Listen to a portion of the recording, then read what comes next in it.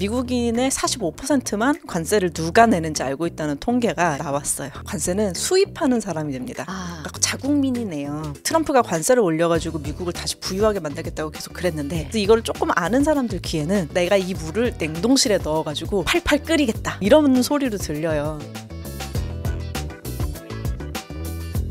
네, 여러분 안녕하세요. 2월 10일 월요일 어피티 오네요. 시작하도록 하겠습니다. 저는 진행자 박진영이고요. 매주 월요일 한 주의 중요한 경제 이슈를 소개해드리는 뉴스 토스트 시간입니다.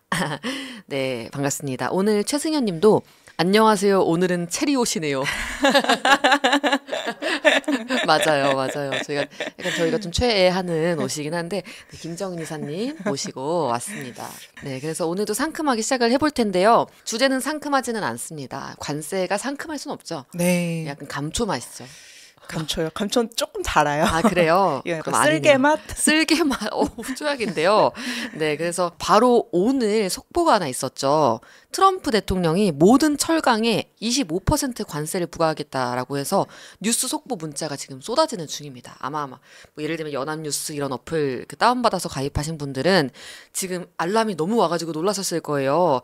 자, 철강은 우리나라 주요 수출품이죠. 지난주 월요일과 화요일에는요, 캐나다와 멕시코에 대해서 25% 관세를 당장 물리겠다고 했었는데 이후로도 이슈의 연속입니다. 일주일 전에 사람들이 놀란 포인트 몇 가지를 꼽아 볼게요.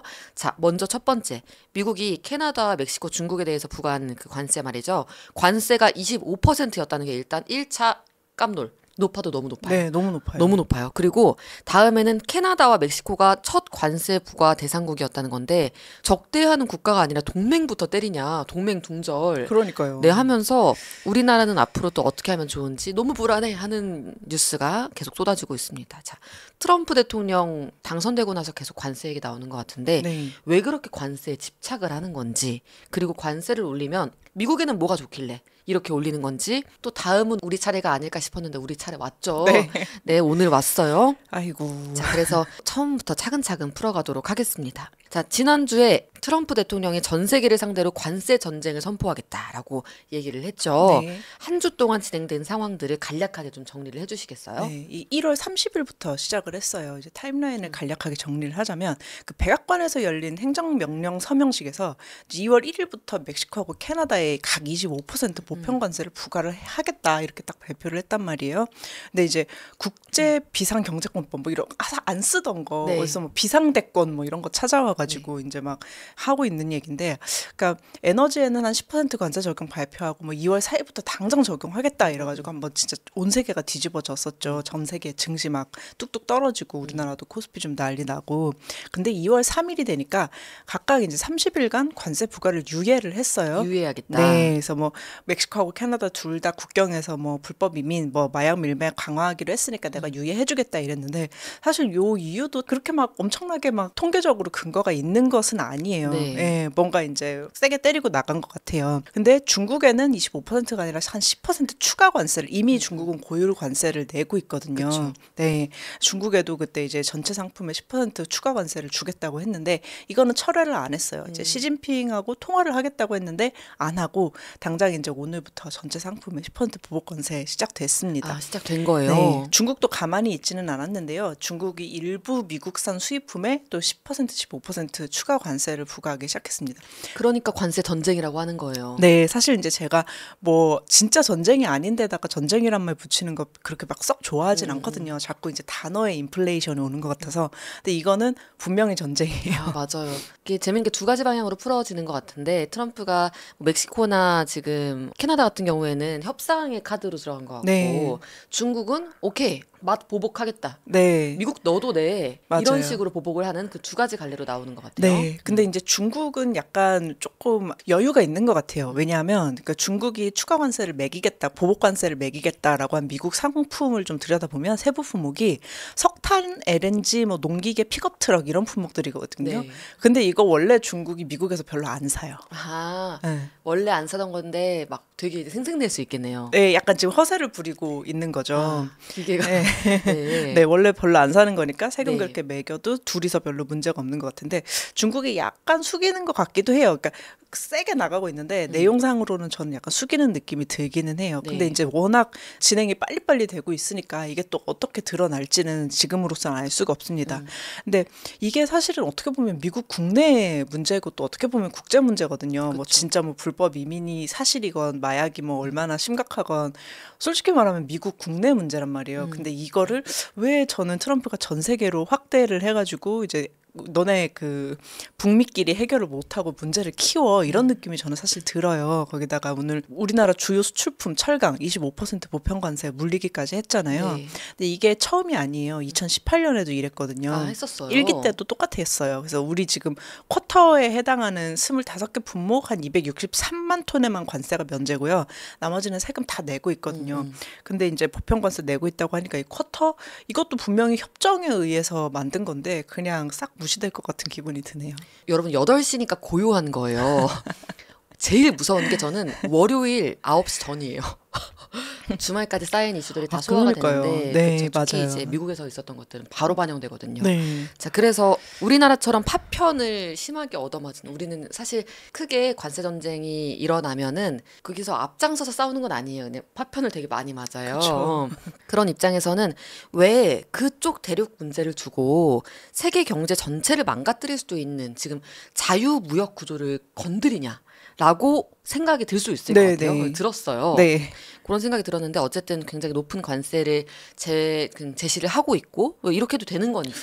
사실 안 되죠. 네. 그 누구도 약속이라는 게 있는데. 그쵸. 한 19세기 말 20세기 초 이후에는 누구도 이런 생각을 하지 않았어요. 꽤 예전인데요. 100년 전입니다. 아, 그렇죠. 네. 그래서 소위 말하는 이제 경제 개발이 완료된 산업 선진국들 사이의 관세는 보통 평균 0%에서 5% 높아봤자 5% 정도입니다. 그래서 이 미국도 이제까지 일반적으로 좀 관세율을 좀 매겨왔던 거를 보면 WTO 기준으로 한 2% 3% 정도 돼요. 그러니까 지금 25% 나오는 거는 그냥 무역 보복이죠. 제가 전쟁이라고 말씀드리는 게 괜히 말씀드리는 게 아니고요. 그렇죠. 사실 이제 자본주의 시장 경제 체제잖아요. 우리 전 세계가 미국이 주도하는. 그래서 사실 거래를 하면 할수록 부가가치가 커져가지고 부자가 되는 시스템이에요. 이게. 그래서 이제 부자가 더 되자, 더 빨리 많은 부자가 되자 이래가지고 FTA 같은 거 맺으면서 아예 관세를 좀 없애는 방향으로 가고 있었잖아요. 이게 이제 자유시장 경제 체제인데 완전히 이거를 뒤집어 엎겠다는 얘기니까 별로 이제 놀랍죠. 네. 그렇죠. 놀랍죠. 사실 우리가 회사끼리 거래를 할 때도 상도라는 게 있는데 그렇죠. 국가 단위에 더 상도가 없는 것 같은 느낌도 들고요. 자, 관세 얘기가 계속 나오는데 관세도 약간 비슷해요. 지난주에 저희 추경했었죠. 네네. 관세 추경 그만 듣고 싶다 라는 생각이 드는데 자 관세에 어떤 세금인지 정확하게 여러분들께 좀 알려드리고 싶습니다. 자 물리적으로 보면은 결국 수입품이 공항이나 항구 그러니까 한 나라의 국경 통과할 때 붙는 통과세 같은 네, 거죠. 정확합니다. 추경이랑 달리 관세는 재밌어요. 아 재밌어요. 네. 재밌게 좀 말씀해 보세요. 그러니까 이게 관세가 왜 붙냐. 이제 네. 우리는 사실 이제 육로로 국경을 못 넘잖아요. 우리는 밖으로 해외로 나가려면 비행기 타거나 배 타야 그렇죠, 되잖아요. 우리나라는. 그래서 자연스럽게 안 떠올리는데 이제 육로로도 국경을 통과할 때 국경 검문소나 세관 통관 구역에서 이 관세가 부과가 됩니다. 이 국경 통과세는 인류 역사상 가장 오래된 세금 중에 하나여서요. 뭐 이집트나 뭐 한나라, 뭐 비잔틴 제국까지 거슬러 올라갑니다. 통행세라고 보면 되는데요. 네. 이게 왜 붙었었냐? 옛날에는 거주 이전의 자유가 없었어요. 네. 막 영주님한테 신고하고 사또한테 신고하고 사또한테. 막 이제 그 신고하고 가야 되고 사실 허락도 잘 안 해줬고요. 네. 왜냐하면 노동력이 곧 국력이니까 농사지을 사람 빠져나가고 나면은 그쵸. 뭐 나의 그만큼의 세금이 줄어드는 거잖아요. 그쵸, 어디가 하면서 그렇죠. 잡아야죠. 그 뭐든 국경 통과하는 게 예민했어요. 네. 근데 예민해서 내가 이거 계속 지켜보고 있는데 세금 매기기 편하잖아요. 왜냐면 그렇게 감시를 많이 하니까. 그쵸. 그래서 이걸 없애온 게 자유무역의 역사이고요. 네. 그리고 이제 독일, 프랑스, 이탈리아 이런 그 국가들이 EU로 묶여 있잖아요.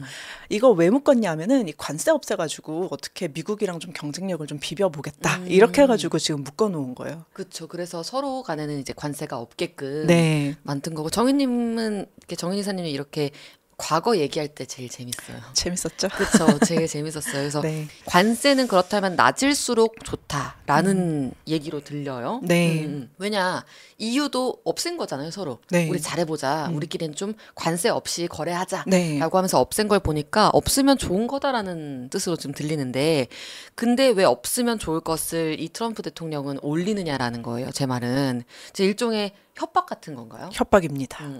이제 맥락이 좀 있는데요. 네. 이제 두 개 키워드만 가져가면 요 맥락이에는 좀 끝이 날 것 같아요. 1번 보호무역, 2번 이제 미국 유일주의. 요게 이제 맥락이고요. 네.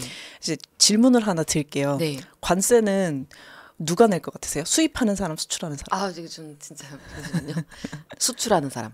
관세는 수입하는 사람이 됩니다. 아. 그러니까 자국민이 내요. 수입을 왜 할까라고 생각을 해보면 엄청 좋은 물건이거나 우리나라 물건보다 엄청 싸니까 이제 수입을 하는 거겠죠. 그쵸. 내가 차익을 볼 수 있으니까. 근데 관세를 붙이잖아요. 이거는 이제 수입업자가 내는 거니까 그만큼 가격을 올리게 돼요. 그러면 수입업자 입장에서는 국산품만큼 이제 관세를 붙여서 가격을 올려버리면 수입을 해가지고 팔지 않고 그냥 국산품 유통을 하겠죠. 네. 네, 그래서 관세를 올리면 수입이 줄고요. 수입이 주니까 외화가 덜 빠져나가요. 그래서 관세를 붙이는 거예요. 우리나라 사업을 보호하려고. 그렇죠. 왜냐면 수입해오기가 어려우니까 우리나라에서 나고 자란 판매하는 물건들 네. 먹는 게 제일 낫겠네요. 네, 그래서 옛날 우리나라를 포함해가지고요. 개발도상국들이 이제 관세 올려놓고 수입 대체 산업이라고 그 수입해서 쓰던 거 어떻게든 이제 우리의 나라 안에서 이제 공장 돌려가지고 기술 발전해가지고 이게 좀 경제 발전을 스스로 해보겠다. 요런 수입 대체 산업을 육성해서 경제 발전하는 동안에 보호무역을 엄청 했습니다. 근데 이거를 세계 제1의 경제 대국인 미국이 한다니까 사람들이 이제 놀란 거예요. 미국이 개발도상국이야? 그렇죠. 네, 이러고. 과보호도 이런 과보호가 없는데. 그러니까요. 자, 그래서 개발도상국이 보호무역을 하면서 경제 성장을 한다고 하셨는데 그러면 선진국 입장에서는 이렇게 잠깐만 그래도 한번 미국이 관세 올린다고 하니까 네, 얘기 네. 한번 들어볼게요. 선진국은 보호무역을 안 하고 무역 적자를 봐도 되는 건지, 그러니까 이게 국룰인지 네. 이런 게 좀 궁금했어요.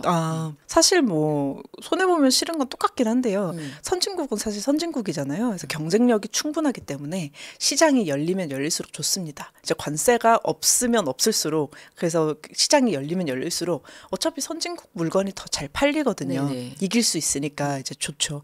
근데 미국은 사실 이제 약간 함정이 있는데 그냥 선진국이 아닙니다. 미국은 기축통화국이잖아요. 맞아요. 우리가 달러로 거래하잖아요. 그래서 미국이 무역 적자를 엄청 보는 건 사실이에요. 근데 다른 나라가 그만큼 무역 적자를 보면 거의 외환위기를 맞아도 1년에 막 10번씩 맞겠죠.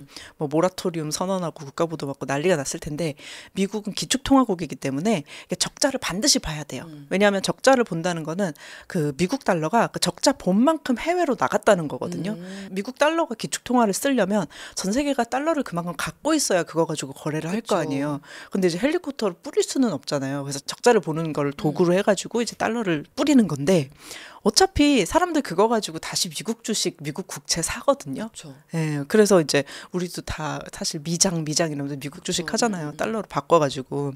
그래서 이게 미국은 단순한 무역 적자가 아니고요. 이 달러를 기반으로 한 자본주의를 유지하는 비용이라고 봐야 돼요. 그쵸. 그리고 미국 주식에서 미국인들 연금 나오잖아요. 이제 그러니까 미국 사람들의 노후를 책임지는 비용이에요. 사실 이 미국 무역 적자가. 근데 이제 트럼프 대통령이 무역 적자 이런 미국을 망하게 할 거야 이러고 있으면 이제 장기적으로 보면 약간 진짜 아닌데 이런 생각이 들죠. 네. 사실 저도 수출 관련된 뉴스를 쓰면서 이제 저희 머니레터 뉴스를 쓰면서 계속 요즘 수출 얘기할 때 우리나라 수출 성장했다 그러나 하지만 미국에서 이제 너무 많은 무역 흑자를 내고 있어서 미국 입장에서는 우리나라가 굉장히 적자를 보게 만드는 국가다. 이런 얘기를 꼭 그 경제 뉴스 수출 관련 뉴스에 코멘트로 넣거든요. 네. 그걸 보면서 저도 모르게 맞지 우리나라 너무 무역 적자 많이 내고 있어 미국한테 미국에 관세 때리면 어떡하지 하면서 미국 논리에 좀 말려 있었던 것 같아요. 네. 이 돈으로 다 어차피 그 주식 금융시장 이렇게 나오는 거예요. 그렇죠. 네. 우리 계좌에 하나쯤 미국 주식 있잖아요. 네. 그래서 손해를 보는 미국 사람들이 있긴 있다라고 봐야 될까요? 그러니까 미국이 말하는 대로 우리나라 무역 적자 너무 심해라고 했을 때 누군가 그러면 이제 이 사람의 손해라고 볼 수 있는 케이스가 있을까요? 네, 그래도 뭐 문제가 뭐 세상에 100%는 없으니까요. 딱 하나 이제 그 문제가 있다면 미국에서는 제조업이 물건을 만들 필요성이 없어요. 그러니까 자꾸 네. 금융시장이 커지는 거죠. 그러니까 이 트럼프 대통령의 주요 대선 공략층 그리고 이제 다른 나라들이 제조업을 키우고 있으면 손해를 보는 사람들이 그 러스트벨트에 약간 제조업 해가지고 저임금으로 노동하던 그런 제조업 노동자들이 좀 손해를 보죠.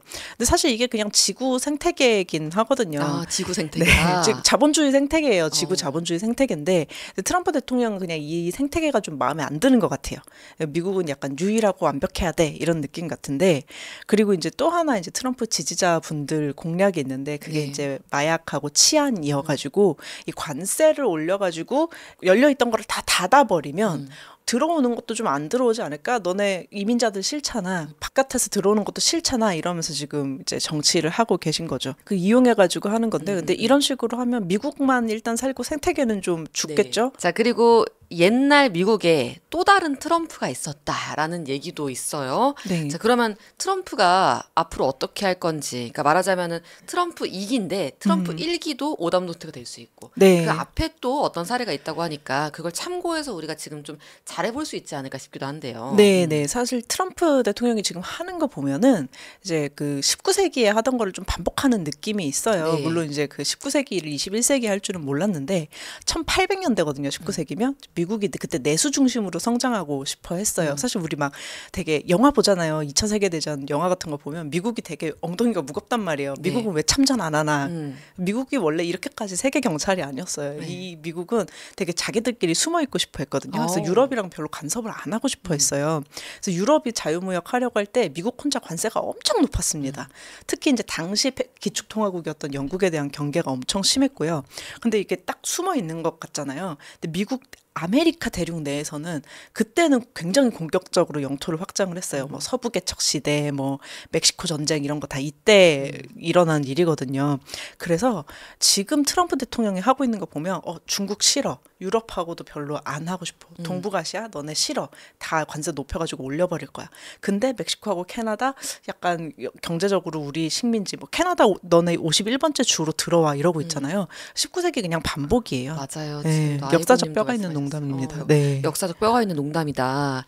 근데 역사적으로 좀 이런 맥락이 아무래도 있다 보니까 트럼프 지지자들은 정치 효능감이 높다라고 볼 수 있을까요? 아, 그쵸. 근데 미국 정권 이번에 교체된 이유가 결국에는 딱 하나를 꼽자면 고물가거든요. 아, 네.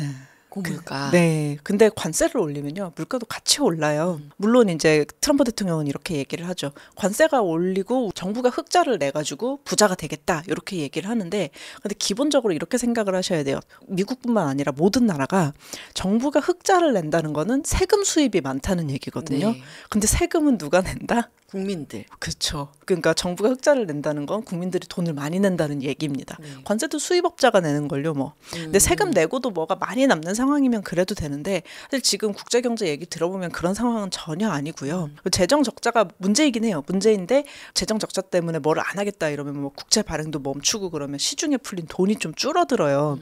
그러면 연준은 물가가 오르면 인플레이션 잡으려고 금리를 되게 높이 유지를 할 거거든요. 그럼 사실 정책이 좀 충돌을 하는 거죠. 네. 트럼프가 관세를 올려가지고 미국을 다시 부유하게 만들겠다고 계속 그랬는데 네.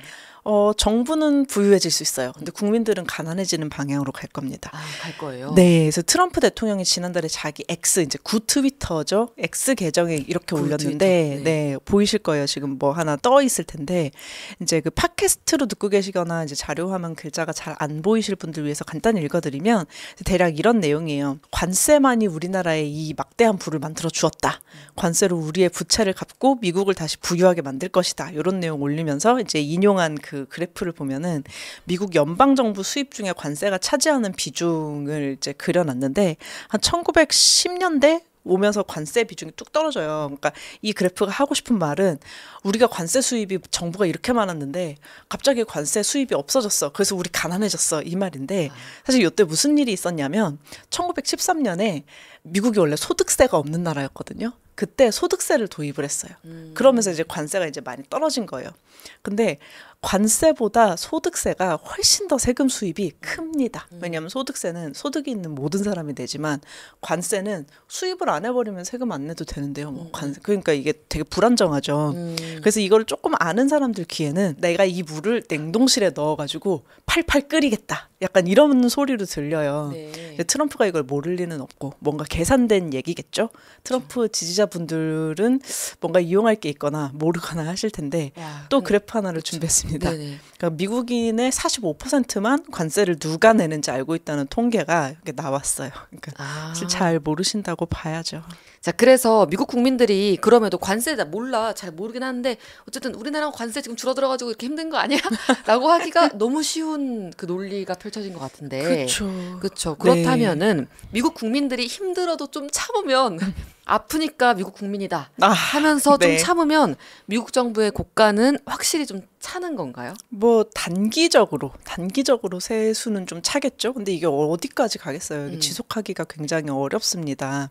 사실 이제 시야가 좀 짧거나 아니면 단기간에 한탕 해먹고 도망가려는 지도자들이 약간 이런 의사결정을 하는 경향이 있는데, 그러니까 보면은 내가 무슨 결정을 하면 상대방이 딱 그거에만 반응할 거라고 생각을 해요. 그러니까 네. 다른 상대방한테 다른 선택지가 없을 줄 알고 있는데, 물론 이제 우리나라처럼 다른 선택지가 굉장히 제한된 국가도 있죠. 근데 네. 미국에 조금 이제 느슨한 동맹국들 있잖아요. 아직은 소득 수준이 그렇게 높지 않아서 국민들이 경제적으로 좀 많이 인내심이 있는 약간 개발도상국 시절에 우리나라 같은 국가들은 중국이나 인도라는 대체 선택지가 있거든요. 네. 그러니까 처음에는 이렇게 막 관세 가지고 뭐라고 하면 미국의 공장도 이전을 하고 이러면서 이제 관세를 좀 피해 보려고 하겠지만, 이러다 보면 항상 선을 넘어요. 선을 넘으면은 관계가 망가집니다. 어떻게 동맹국을 때려요? 어떻게 이 동맹에 가치가 있어? 이런 생각을 그럼요. 들게 되면, 그러면 이제 뭐 중국이나 인도나 러시아 같은 다른 지역 패권국들도 보면서 되게 즐거워할 거 아니에요. 지금 이제 미국 정부에서 뭐 보이스 오브 아메리카나 USAID나 아니면 유엔 인권위 탈퇴하는 거 보면서 환영하는 메시지를 계속 내고 있단 말이에요.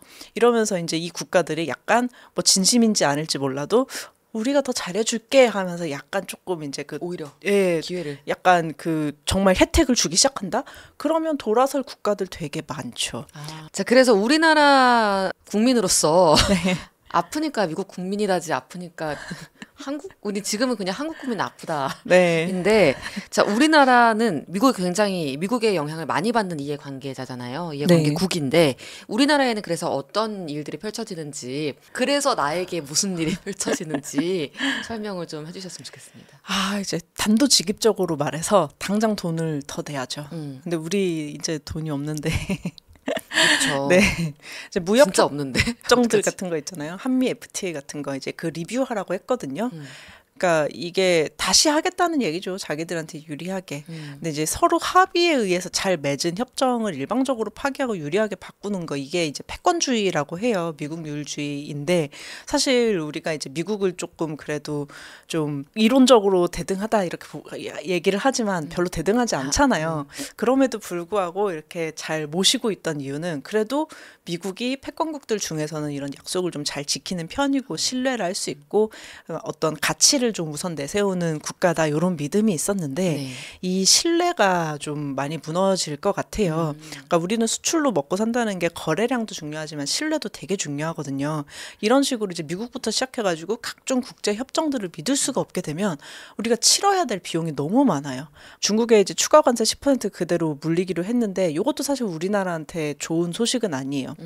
중국이 그래서 이제 미국한테 수출을 덜 하잖아요. 그럼 중국만 손해보는 게 아니라 우리나라도 손해를 보는데, 그쵸. 중국이 수출하려고 만드는 물건 중에 우리나라가 중간재를 이제 많이 수출을 합니다. 중국한테. 그래서 중국이 수출을 덜 하잖아요. 그럼 우리나라도 수출을 덜 하게 돼요. 그럼 우리는 손해를 보는 건데, 이게 바로 공급망이라고 하는 겁니다. 그쵸. 그래서 대미 수출 자체도 당연히 줄어들 거고요. 특히 자동차 배터리 반도체, 이거 우리 주요 수출 너무 품목인데 중요한 산업이죠. 미국이 제조업 부활을 시키겠다고 하는 품목이 딱 이거예요. 그래서 대외경제정책연구원 보면은 이런 식의 보편관세라든지 이런 게 나오면서 우리 수출이 당장 448억 달러 정도 줄어들 거라고 합니다. 이게 실질 GDP가 한 최대 0.67% 감소되는 건데, 이게 0.67%라고 하면 별로 크게 느껴지지 않는데 금액이 엄청 크거든요. 우리는 그쵸. GDP는 되게 큰 금액입니다. 그렇죠. 직접적으로 보편 관세가 우리나라 GDP를 0.67% 감소시킬 수 있다. 네. 이 이슈가 네. 그렇죠라는 말씀을 주셨고요. 그리고 저도 경제를 막 오랫동안 본 건 아니지만 경제 뉴스를 보면서 신뢰가 무너지는 것에 대한 대가는 생각보다 훨씬 크다라는 네. 생각을 많이 하게 되는 것 맞습니다. 같습니다. 왜냐하면 내가 이 사람을 믿을 수 있으니까 돈도 빌려주고 거래도 하고 하는 건데 그걸 믿을 수 없는 순간 아무것도 할 수 없고 네. 자급자족을 해야 될 수 있고 돈을 꿀 수도 없고 이렇게 되는 거잖아요.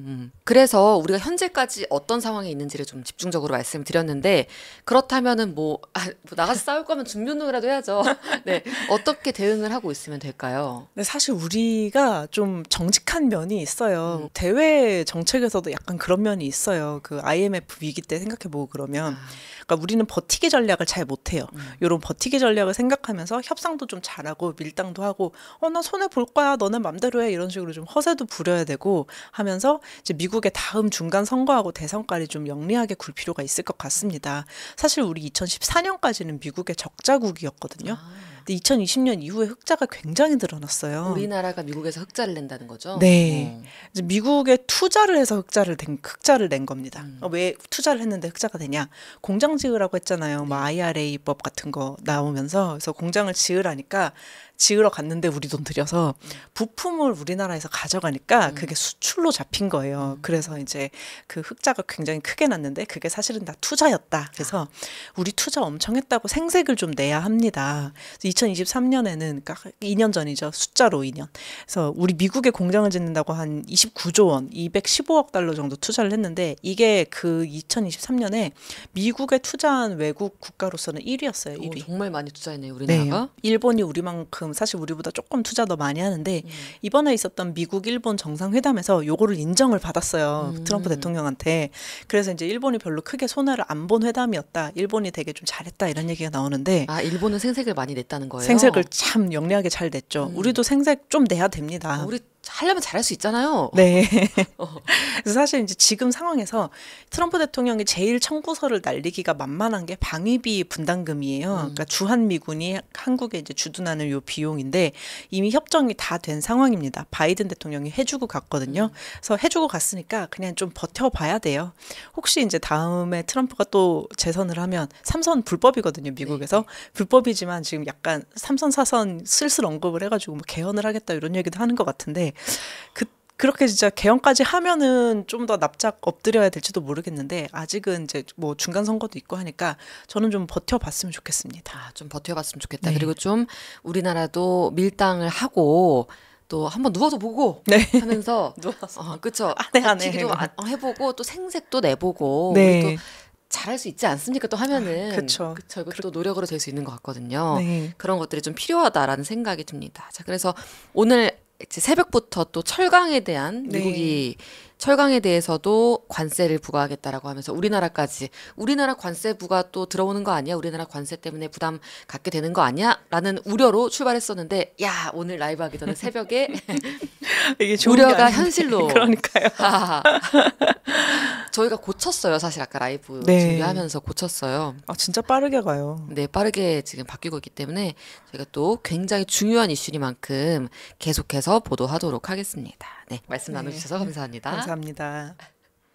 이렇게 해서 오늘 관세 얘기로 얘기를 나눴는데, 관세 주제로 얘기를 나눴는데, 사실 이게 지금 라고 하는 뉴스들이 쏟아지는 요즘입니다. 이제 2월 초인 거 아시죠? 여러분, 트럼프가 당선된 게 11월 달의 일이니까, 12, 1, 2 하면 3달 지났는데, 지금 한 3년 된 것 같지 않나요? 하지만 아직도 지금 내일 나올 속보가 뭔지 또 모르겠고 굉장히 걱정이 좀 많습니다. 자, 그래서 관세 얘기 사실 우울하죠. 왜냐하면 우리나라 내수도 지금 너무 안 좋고요. 수출로 그나마 기대를 걸어봐야 되는 상황인데 또 우리 내수와 수출 이렇게 합쳐가지고 우리나라 경제를 이룬다라는 얘기를 했었는데 내수도 안 좋고 수출도 안 좋고 해서 어떻게 해야 될까라는 생각이 드는데 수출이 그나마 전년도 1년 전에 수출에 비해서 좀 몇 퍼센트 늘었다라는 뉴스가 가끔 나오는데 그나마도 계속 단서가 달리는 게 있었죠. 근데 미국에서 너무 많은 돈을 벌고 있어가지고 마냥 좋은 소식만은 아니다라는 단서가 계속 붙고 있어요. 이런 얘기죠. 미국에서 흑자 내고 있어서 걱정돼. 뭘 해도 지금 웃을 수가 없는 상황인 건 사실인 거예요. 최근에 도널드 트럼프 대통령은 세금이나 관세를 내고 싶지 않으면 미국에 공장을 지어야 한다라고 강조를 하기도 했는데요. 이제 우리나라가 어필해야 된다는 게 이런 거죠. 지었잖아.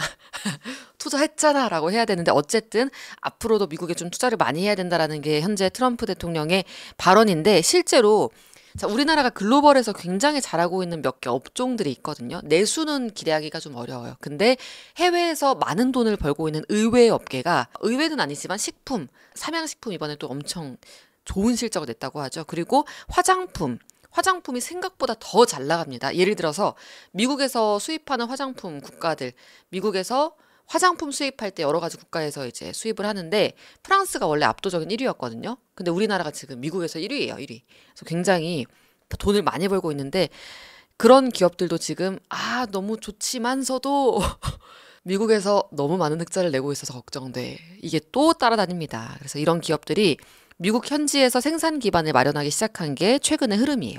안팎에서 채인다라는 말이 딱이고요. 자, 이런 상황에서 트럼프의 임기 동안 대적할 수 있는 리더가 나올 수 있을까? 한국의 리더는 과연 새로운 리더가 나온다면 트럼프 대통령과 정말 조금이라도 대등하게 협상하고 밀당할 수 있을까라는 생각을 해보는 그런 주제였습니다. 네.